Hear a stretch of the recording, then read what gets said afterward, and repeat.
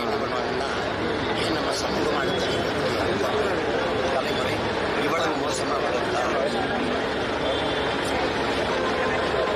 அப்படின்னு யாருக்குமே அந்த வருத்தம் பொன்ராஜையா இருக்கிற மாதிரி எனக்கு இருந்தது. நியாயமா பார்த்தவங்களுக்கு அப்போ அதை பார்த்த அந்த தாவைக்கா தலைவர் தம்பி விஜய்க்கு என்ன சொல்லிருக்கணும், ஒரு அறிக்கை இந்த மாதிரி பேசுறத நீங்கள்லாம் குறைச்சிக்கணும் உடன்படுத்தார்கள் அப்படின்னு அதை அவர் கண்டிக்கிறார். அதை செய்யலை.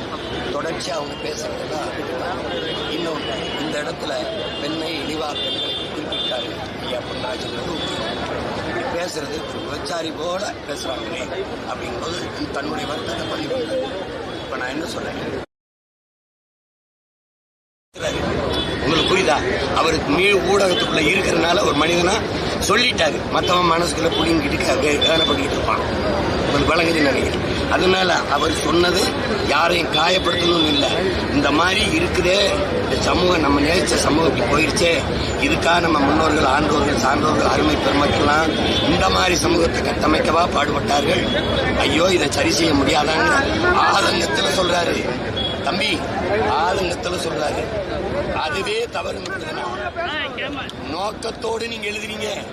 எங்களை அசிங்கப்படுத்தணும் கேவலப்படுத்தணும் எங்க குடும்பங்களை எழுதுறீங்க, எங்க பிள்ளைகளை குறிப்பா எங்க கட்சி பிள்ளைகளை ரொம்ப எழுதுறீங்க. என்ன செய்யலாம் சொல்லுங்க, என்ன செய்யலாம்? என்ன செய்யலாம் தம்பி? நீங்க என்ன பண்றீங்க? இந்த பெண்கள்லாம் உங்களை இப்ப இந்த அண்மையில் நடக்கிறதுக்காக கொஞ்சம் வெறுக்கிறாங்க.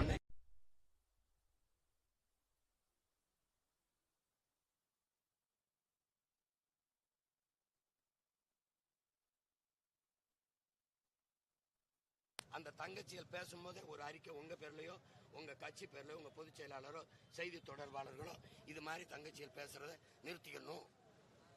அன்பு வேற, இப்படி வெளிக்காட்டுறதுக்கு இந்த வார்த்தைகள் அருவருப்பா இருக்கு, செய்யக்கூடாதுன்னு சொல்லணும். அப்படி நீங்க சொல்லலையே, அப்படி சொல்லலையே நீங்க. அப்புறம் இப்ப பொன்ராஜ் சொன்னதுல அவர் சொல்றது வருத்தம், ஆதங்கம், யாரையும் காயப்படுத்தணுங்கிற வார்த்தை அல்லது. அதை வச்சுக்கணும், கவனத்தில் வச்சுக்கணும்.